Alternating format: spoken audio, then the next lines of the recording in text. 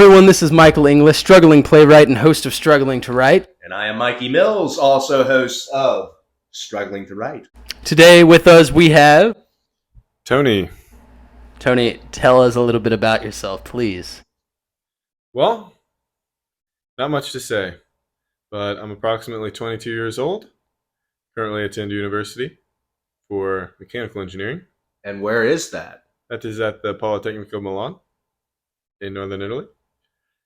And I've known these two for a very long time, so I was invited. Today we are going to be reading a play done by Mikey that's set all around Christmas. Yes, it's called Young Santa. I wrote it way back in 2019. I almost said 19-something. And then after that, we are going to be doing a music video with Tony as Santa. Is that right? Oh, yeah. Oh, I'm excited for that. I'm extremely excited. Well, let's hop into this read-through, shall we?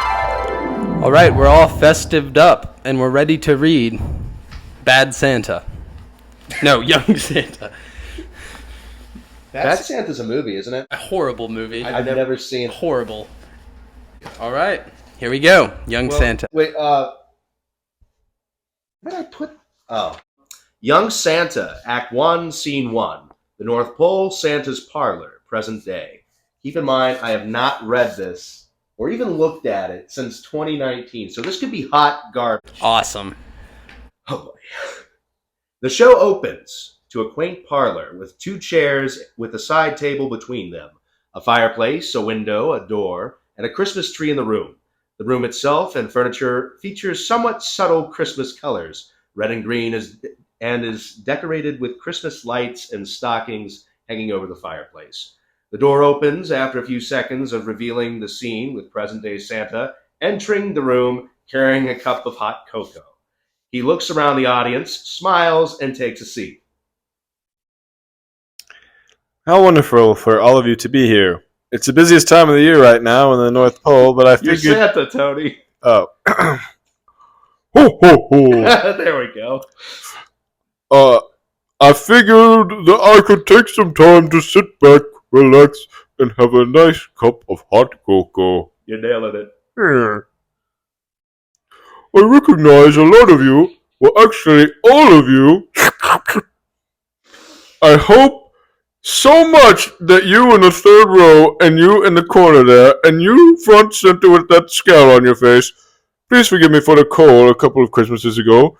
You were just a little misbehaved as kids, but it looks like you have all turned out splendidly.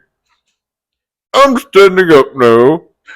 Back when I was younger, a lot younger, I was restless myself, and so was the rest of the world. We were all waiting for the next big thing after the inventions of electric lights, automobiles, Radio. Airplanes. I wanted to dream up the next Model T Ford or to be the next Lindy to fly over the Atlantic. Oh. I don't even know what I'm getting at in this scene. I think this is just Santa introducing himself to the audience and the time period it takes place in. At the time, what I wanted more than anything was to make a difference in the world. I was inspired, but I didn't know where it would lead me yet. New York City, Stan's Toy Shop, Christmas Eve, 1928. The scene opens to a bright and colorful toy shop with a backdrop of New York City lining the rest of the stage. The atmosphere is upbeat and carefree with a joyous feel of Christmas time. As the scene changes, Joe walks on stage to flip a closed sign on the storefront to open. He quickly exits when a large group of people rush to enter the store, electrified with excitement over the holidays. Well, would you look at that? Perfect. $845.23 in sales. This is the best day in years. Does that mean I can finally get that raise I've been asking for? A raise? Well, there's certain upgrades that need to be made around here, and I can't eat. Let me sign this.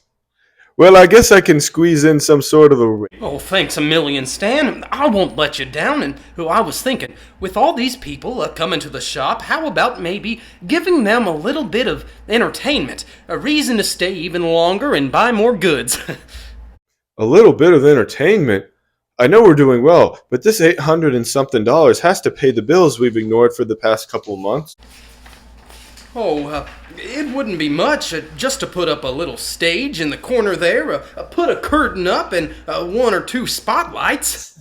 Just what are you getting at, Joe? Well, something kind of like this. And then a big number plays called a Broadway show. I wrote that song, but we aren't singing it in this read-through, unfortunately. Sorry. Or fortunately, however you want to look at it. It's always been a dream of mine. You think we could do it? I'd even give up 3 weeks' pay. Joe, I think you just earned yourself a promotion in addition to that pay raise. Promotion of what? We're the only 2 workers in this shop. I always assumed I was vice president. Yeah, well, now you're the acting vice president. The acting, singing, and dancing. Oh, you're the best superior and any inferior could ask for. But before I forget, my family and I are having our annual Christmas dinner tonight, and you are more than welcome to come.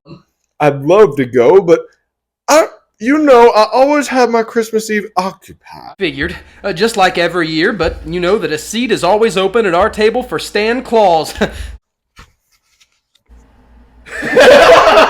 I still have no idea what the heck it is you do, but I guess it's none of my business. I did not catch it. Merry Christmas, Stan. Merry Christmas, Joe.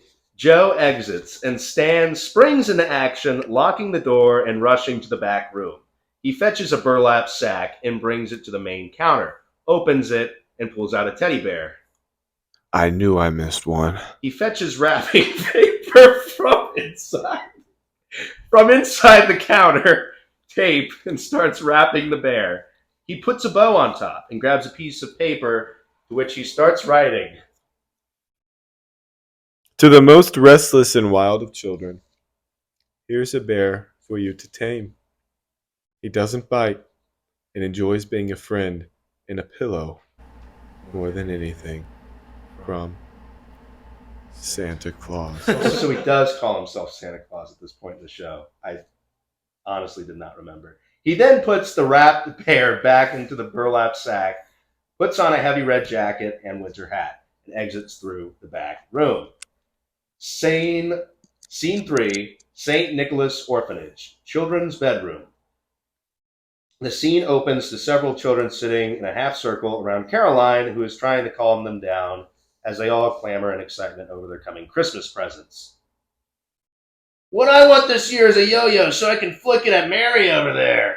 Well, I'd never. I always go for a country old lady voice when I read any woman. Now calm down, children. Nobody is flicking. You're not a child. You're actually like the guardian, like the head, like Miss Hannigan from Annie. Now calm down, children. Or you might just end up with a lump of coal. Oh, give me a break. Santa wouldn't give me coal. How do you know? Sister Margaret said that all the bad boys and girls get coal. Is Santa even coming this year? Was Sister Margaret gone on a trip? What if he doesn't show up? I'm sure he'll come. I've got specific instructions on how to make sure you get your presents from Santa.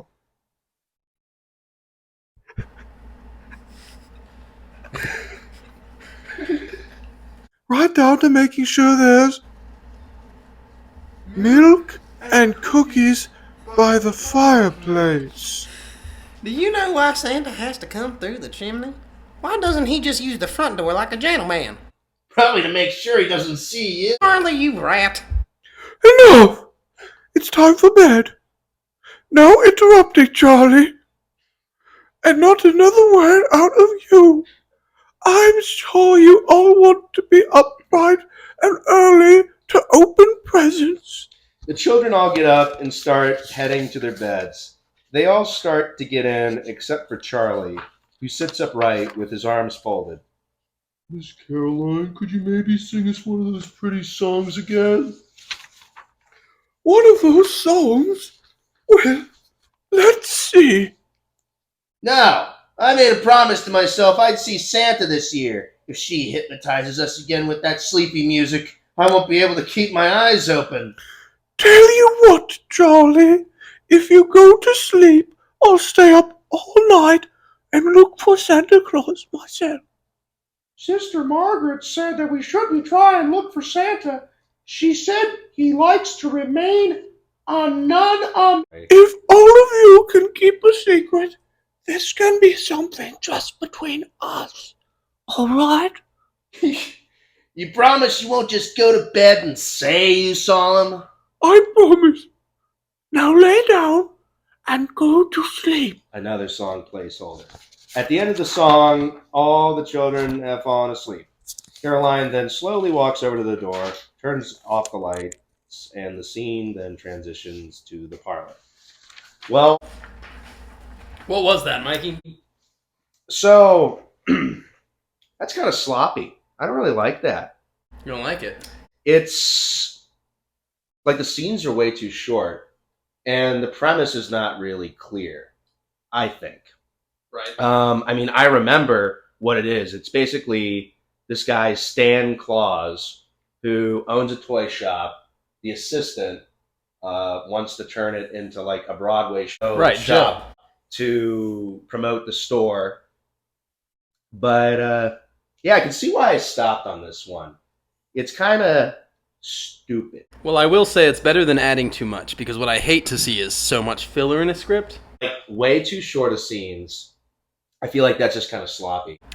Maybe it could use some more character development.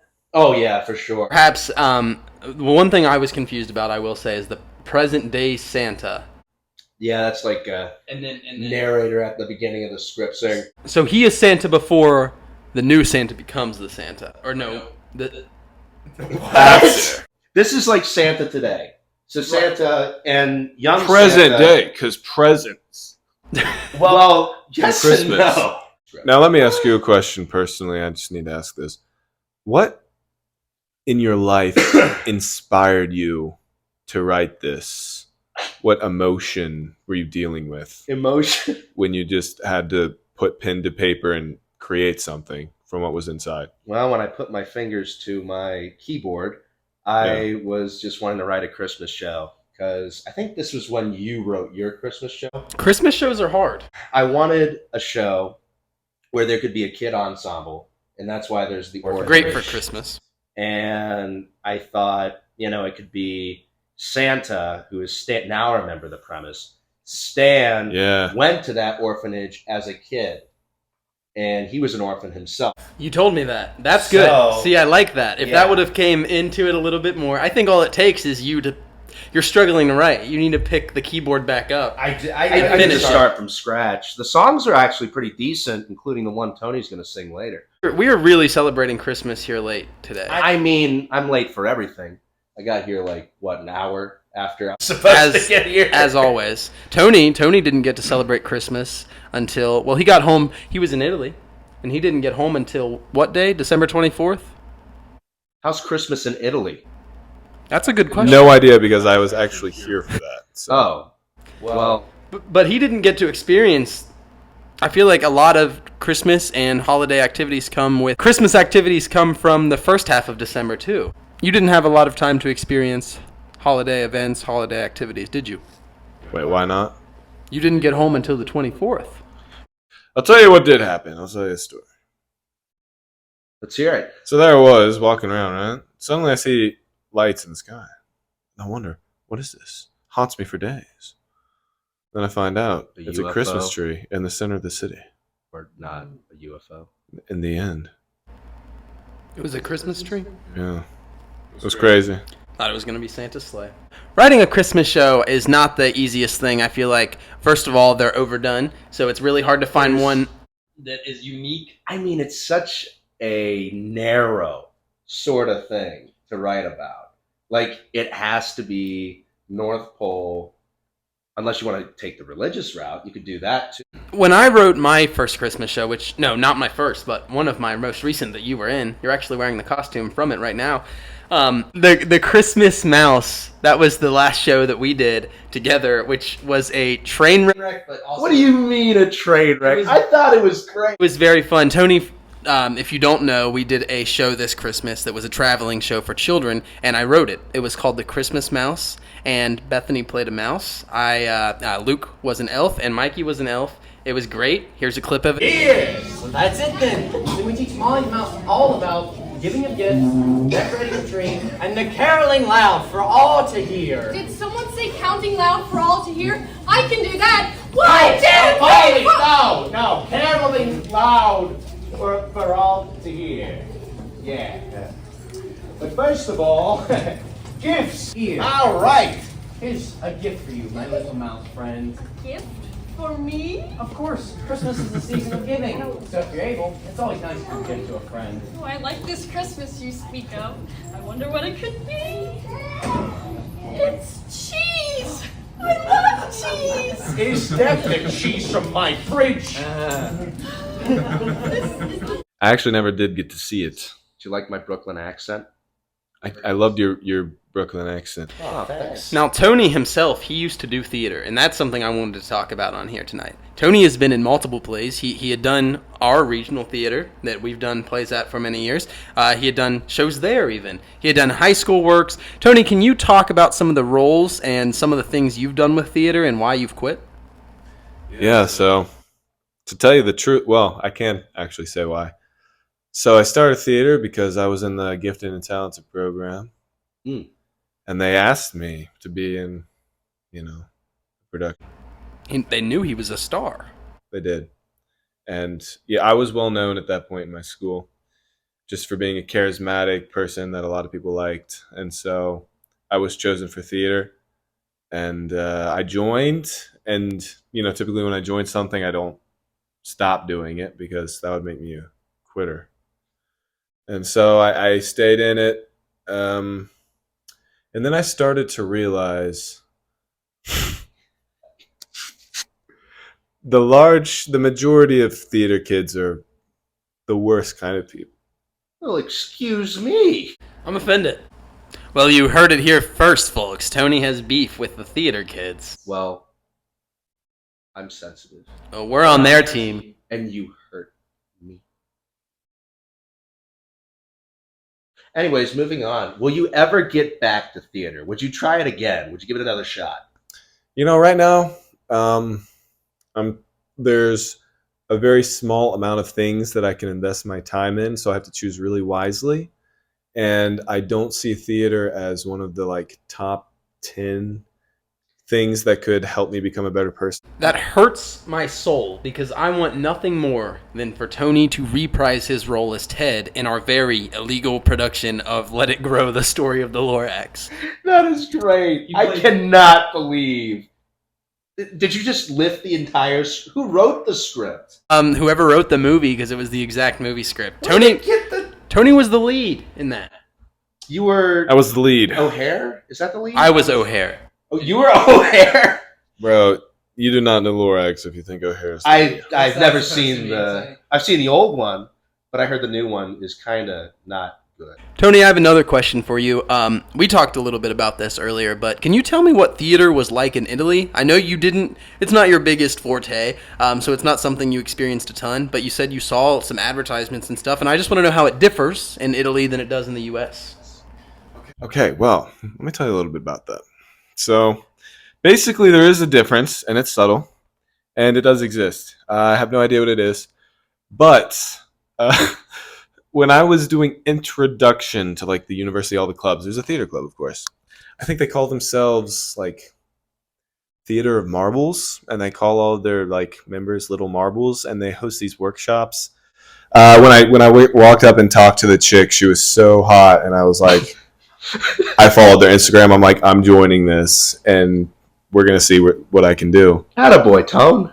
But unfortunately, you have to go to all of the workshops because eventually, if you attend each workshop, at the end it's a play. So somehow it's a team bonding exercise, and at the same time it's preparing for a play at the end of the year. And I had a class that I had to take during the workshop, but I remember seeing something on their story, and they're like, everyone meet at the train station. They were like, bring extra socks. So that's kind of what it's like. Now, opera is pretty big in Italy. How do you feel about opera since theater is not your forte? I think it's really funny because a lot of people tend to say that Italian and French are beautiful languages. A lot of people tend to say that German and Russian are ugly languages. And is it a coincidence that opera is common in France and Italy, and the piano is the most common instrument in Germany and Russia, i.e. something that does not require voice? Maybe Italian and French people are especially good at opera, not necessarily because of their culture or anything else than just the, phonetics of their language. Well, you know why that is. It's because Germanic languages have a lot of hard consonants, where Italian, Latin-based languages are more, soft. So let's keep rolling. So now the next segment will be our behind the curtain segment, which is where we do improv or karaoke or something of the sort. Tonight, Tony will be singing a song from Mikey's Young Santa. What's the song called? It's called Some Christmas. I never even got to this point in the script where the song would be. It was actually supposed to be Mrs. Claus singing it. And Mrs. Claus is Caroline. Her and Santa fall in love in the end. Always the love story. Well, without farther ado, here is Tony, hit it.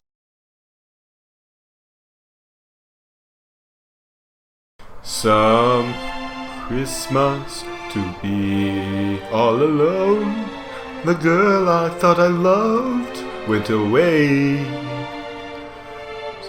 Snow's melting while my heart's breaking with the thought of you. Dear, it's true. Nobody could ever replace the kindness in your heart, in your eyes.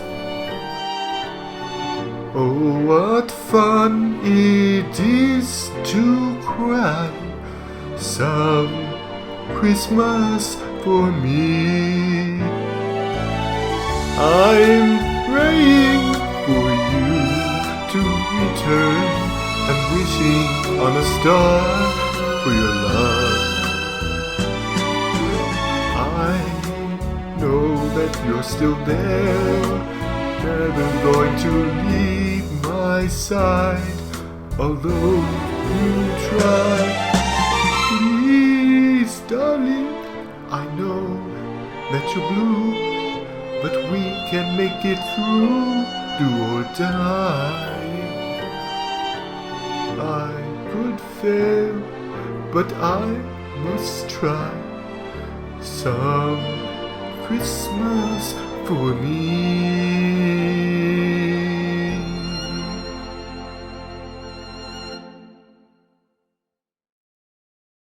So if you would like information on Mikey's Young Santa, Mikey, where can they reach out to you? They can reach me at mwmillsmusic@gmail.com, but I got to start from scratch with this bad boy. It's not finished, but if someone's willing to do the play, you're... If you like the concept, which...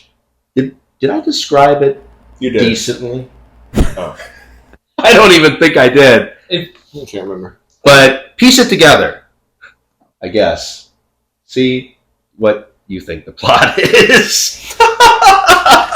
And if you would like to learn more about My Christmas Mouse, which I thought was a train wreck, but I like the play. I think it's a really cute concept and show. I thoroughly liked it.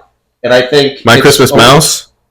The Christmas Mouse, the show. It's. I thought it was a great concept. I like the characters, I like the story, and I like the ending. I thought you did a very good job, and people should reach out to you for that because it's a very doable show. It's like shucks. It's like thank you. 20, 30 minutes. It's 25 to 30 minutes. If you want to reach out and do this children's Christmas show, you can email me at michaelenglish214@gmail.com. But yeah, this needs to get scrapped and redone. All right. But maybe I'll do that. Maybe. You should.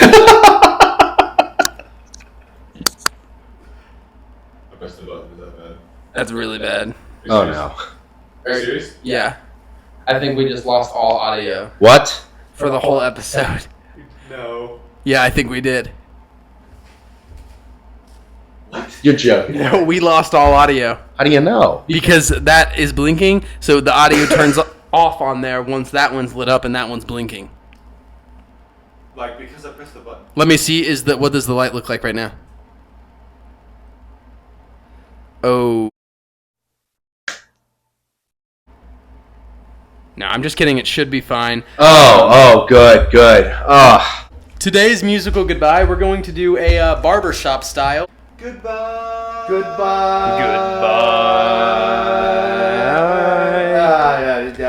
All right, let's just say goodbye on 3 in the same note, okay? All right. 1, 2, 3. Goodbye. Struggling to sing. Struggling to sing. All right. Goodbye. Goodbye. Goodbye.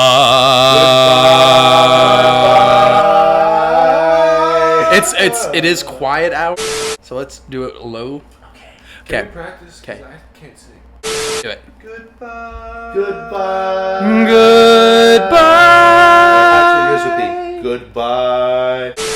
Good. Okay, let's do it. Goodbye. Goodbye. Well, All right, ready?